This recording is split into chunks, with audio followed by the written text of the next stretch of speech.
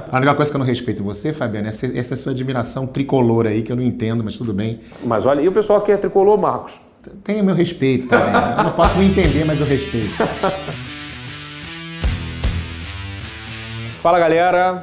Fabiano Luzes. Marcos Dias. Voltando com mais um Papo Trabalhista. Debatendo hoje um assunto polêmico, pano pra manga. Esse aqui, a gente acha que vai gerar uma repercussão interessante, porque é um assunto que envolve, de fato, muitos interesses, que a gente vai tratar daqui a pouco com vocês sobre vinculação / limitação da sentença versus a petição inicial. Em resumo, a petição limita ou não limita, quando indicado / liquidado, vamos colocar dessa forma, os valores na petição, na reclamação trabalhista, como você quiser chamar. Mas antes disso, Marcos, lembrando aquele recado de sempre. Qual é o recado de sempre? Aquele recado é, olha, se inscreve no canal, não é isso, querido? Ativa o sininho para você receber as notificações, os nossos vídeos. E se você gostar, dá aquele like. Joinha, né? Aquele joinha. E claro, nos comentários, você pode sugerir temas, você pode colocar algumas questões, né? A gente demora, mas a gente lê, né, Fabiano? É isso aí, mas a gente lê, vocês podem ter certeza que a gente lê tudo. Toda e qualquer sugestão que você tiver de tema vai ser importante para a gente bater um papo com vocês, para a gente discutir temas tão importantes para a advocacia trabalhista, né? Para esse momento que o direito do trabalho vive no nosso país. Decisão recente, né? O Marcos vai tratar um pouco mais a respeito com vocês. Uma decisão muito recente do TST, datada de 25 de novembro de 2019, que trata exatamente do tema de hoje. Fala aí, Marcos. Decisão da quinta turma, como o Fabiano colocou, unânime, né? A gente sabe que ainda é uma decisão turmária, né? Não é uma decisão ainda da sessão de individuais, que, olha, isso é importante, meninos, entendeu que a liquidação dos pedidos vincula o juiz na sentença. E aí a gente volta ao debate, liquidação ou indicação? O acórdão fala da liquidação. Então, se você expressa um valor na sua petição inicial, o magistrado está vinculado a esse valor. De modo que, se ele remeter para a liquidação de sentença, e claro, aqui a gente faz uma nota de rodapé, né? A gente exclui desse raciocínio juros e correção. Sim. Né? Excluindo juros e correção. Se na liquidação de sentença ele apura um valor maior, há um julgamento ultrapetita. Tá? Então o juiz está vinculado ao valor apontado na petição inicial, é o que decidiu a quinta turma. E olha, antes da gente começar a debater especificamente, essa decisão se refere a um processo ajuizado e até um recurso de revista foi interposto antes da reforma trabalhista. Ou seja, o posicionamento do TST foi à luz do artigo 141 e do artigo 492 do Código de Processo Civil. Então, gente, antes da gente começar a falar mais especificamente, o que é importante a gente ponderar? Divergências vão existir, gente, quanto ao assunto. Porque, de fato, assim, e o do direito funciona dessa forma. Eu e Marcos, Marcos já pontuou no começo e eu falo de novo com vocês. A gente pensa de forma diametralmente oposta. É 180 graus quanto a esse assunto. Mas de forma respeitosa. E é muito importante que você, cada um de vocês, entendendo de um lado ou de outro, né, a gente evite trazer essa polarização que a gente está no nosso dia a dia. É importante que você entenda o direito, ouça os argumentos contrários, né, Marcos? E pense no que o outro está dizendo. Refletir o que o argumento da pessoa, né, do seu ex-adverso, né, ou de quem pensa diferente de você, não significa que você vai concordar com aquilo. Pelo contrário, entender os argumentos contrários faz com que você reflita sobre os seus e talvez endosse os seus. Mas é muito importante que a gente pense isso. E, mais uma vez, só para fechar antes de eu efetivamente expressar a minha opinião, como o Marcos disse, a questão é turmária. Significa que você tem, lembrando que o TST tem diversas turmas, a gente está falando de uma turma, significa que isso não é jogo perdido, né? Não é jogo perdido. Então, não desista. O fato de existir essa decisão não significa que a coisa esteja pacificada. Mas adentrando também é horrível, ou mania de falar a palavra, né, formal, por que eu entendo a questão da, entre aspas, limitação? O que acontece? Com a redação atual do artigo 840, lá no seu parágrafo 1º, né, que fala sobre a indicação do seu valor, a própria exposição de motivos da lei indica, né, Marcos, que o objetivo do legislador é efetivamente a limitação. Não apenas isso, tá? Porque a gente está falando, se a gente pensar numa interpretação, a gente vai naquela nem legislatórias, né? Eu estou fugindo disso, estou fingindo que não sei disso, tá? Se a gente trabalhar com o diálogo do CPC com a CLT, e me parece importante, e diga-se de passagem, é fundamento da decisão trazida pelo ministro Douglas, nós temos a indicação expressa, e é importante a gente lembrar sempre do artigo 492 do CPC, o artigo 324, parágrafo 1º do CPC. Por que eu gosto de trabalhar esses dois artigos? Primeiro, o artigo 492 é o que endossa a limitação, na minha ótica, obviamente, limitação objetiva do pedido. Se a gente lembrar um pouquinho no passado, vou fazer uma analogia, tá? Se você pedisse horas extraordinárias de 2 horas na petição inicial e a instrução probatória demonstrasse que tinham 4 horas, qual era o julgamento do juiz? Era em 4 ou era em 2, Marcos? Não, era em 2. Era em 2. Só para vocês entenderem o raciocínio. Então, mesmo que a prova trouxesse comprovação fática de 4 horas, a limitação trazida na petição inicial me levava para 2 horas. Se está certo ou está errado, se é injusto ou injusto, não é esse o ponto. O ponto é a interpretação jurídica. E só fundamentando na forma de pensar. Então, o artigo 492 indica, efetivamente, que qualquer julgamento diferente daquilo que está trazido no corpo do processo, a princípio diferente indo acima, seria, na minha perspectiva, e do artigo 492, ultra petita. O artigo 324, parágrafo 1º, que me parece uma arma do bem, ele indica a possibilidade de pedidos genéricos. Ou seja, da parte interessada se antecipar indicando por qualquer motivo. E horas extraordinárias talvez seja o grande X da questão.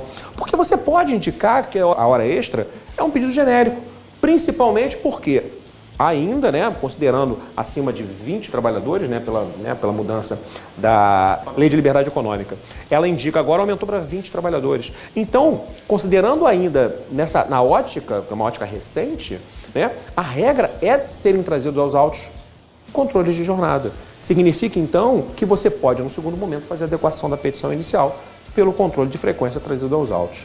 Então, e aí, obviamente, só para arrematar o meu raciocínio, o artigo 852B de bola, que me parece, eu tenho muita dificuldade de deixar de dialogar com esse artigo. O Marcos já vai pegar um furo na minha fundamentação aqui, mas me parece que a gente nunca questionou o artigo 852B, inciso 1. Se ele tem uma mesma ratio, como é que agora eu posso mudar o raciocínio? Mas agora eu jogo para o Marcos destruir esse meu raciocínio, porque eu sei que ele vai me destruir.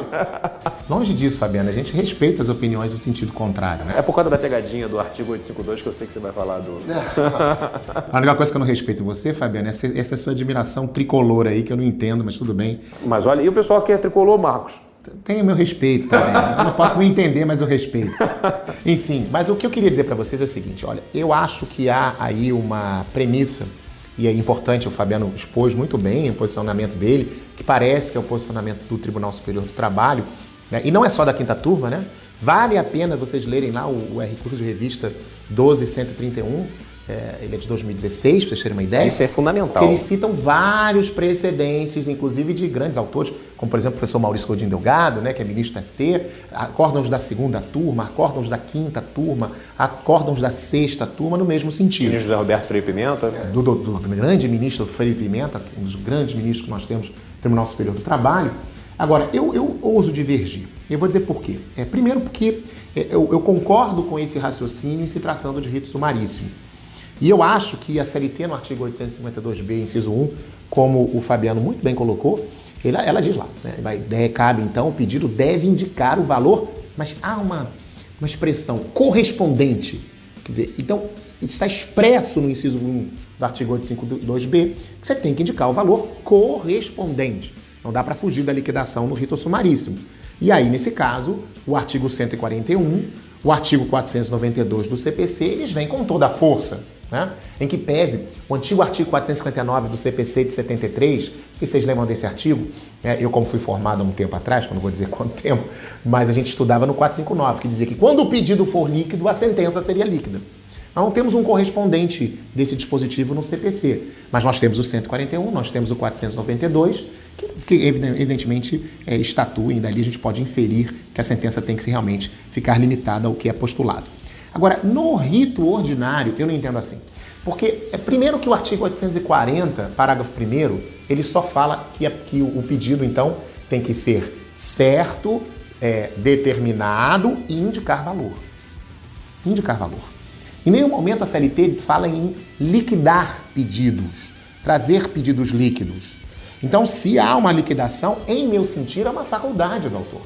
Ele apenas liquidou. Mas vejam, os trabalhadores muitas vezes não têm todos os contra-cheques para poder liquidar. Vão liquidar de acordo com uma remuneração, porque teriam que ver a evolução salarial mês a mês para poder liquidar. Muitas vezes eles não têm acesso a esse tipo de documento. Não pode ser pedido genérico, Marcos? Sim, acho que poderia ser genérico. Até poderia, mas assim, eu não vejo que o fato do trabalhador liquidar especificamente, com isso, eu, juiz, estaria vinculado àquele valor que ele apontou. Aquilo é uma estimativa para determinar o rito, se é ordinário, se é sumaríssimo, evidentemente, para saber se tem alçada recursal ou não. Então, o 840 não fala em liquidação. E mais do que isso, o artigo 879, parágrafo 2º, que fala da liquidação de sentença, está lá na CLT ainda. E se você pegar o 791A, que é a própria Lei 13.467 de 2017 inseriu na CLT, ele diz que os honorários advocatícios sucumbenciais serão calculados sobre o valor da condenação que resultar de liquidação de sentença. Peraí, mas me parece que pegando o 791A, pegando o 879, parágrafo 2º, olhando para o 840, vendo a redação diferente que ele tem do 852B, inciso 1º, me parece que é uma simples estimativa, tá? Independentemente do pedido genérico, Fabiano, eu acho que a gente tem que entender que o trabalhador, aquele que entra com a ação, é muito difícil o trabalhador ter que ter contra-cheque. A gente que é juiz, a gente vai lá, entra no Ergon, né? O pessoal do TRT vai entender o que a gente está falando, e pega os nossos contra-cheques. Mas hoje em dia o trabalhador não tem acesso, então muitas vezes ele vai colocar uma remuneração. Você sabe que eu tenho todos os meus contra-cheques guardados? Nossa, tem que ser tricolor mesmo, porque, sinceramente, só eu pode ser até hoje. Tenho desde o meu primeiro contra-cheque, eu tenho meu contra-cheque, inclusive, olha que loucura. Eu tenho o meu primeiro demonstrativo de pagamento de bolsa de iniciação científica, guardado até hoje.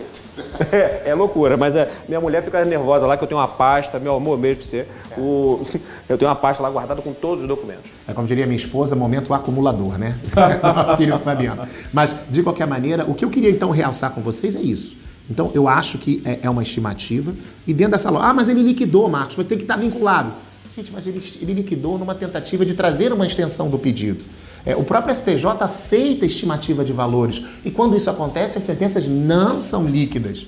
Assim, então, no meu sentir, assim, com todo respeito ao TST, eu entendo que não continuarei, não aplicarei essa jurisprudência, até porque não é precedente tecnicamente ainda, né? Não é precedente persuasivo nem obrigatório, é uma decisão, existem várias decisões do TST nesse sentido, eu vou esperar a SDI ponderar o dia que for persuasivo, né? Aí é diferente, né, Fabiano? É assim, eu até vou dar um remédio contra mim mesmo.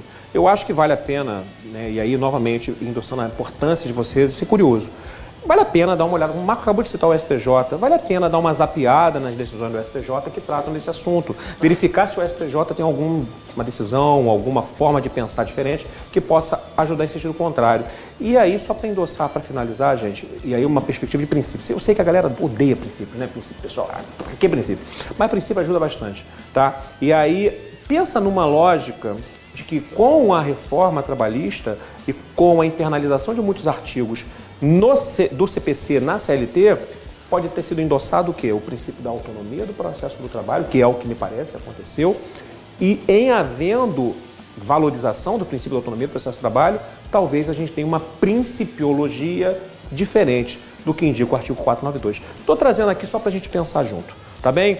Vocês verem que eu sou contra estelionato pedagógico. Eu penso e trago remédio contra o que eu penso. Sim, claro. E o direito é isso, é para ser debatido, para ser refletido, para a gente discordar, para a gente concordar. Aí. E a gente está aqui para sempre tentar formar e informar você da melhor maneira que for possível, não é isso, Fabiano? É isso aí, Marcos. E se deixar esse assunto, a gente fica 3 horas e tá o Matheus ali assim, ó, claquete, tá na hora de fechar. Né, Matheus? Tá certo.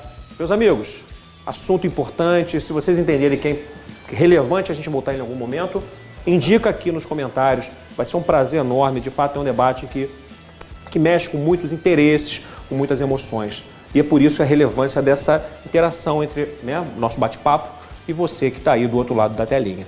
E por isso que a gente lembra a relevância e a importância de você assinar o canal, marcar o sininho para receber todas as atualizações de todos os vídeos e curtindo, dar aquele joinha, dar aquele like, porque no final, Marcos, como a gente sempre diz, conversando, a gente se entende.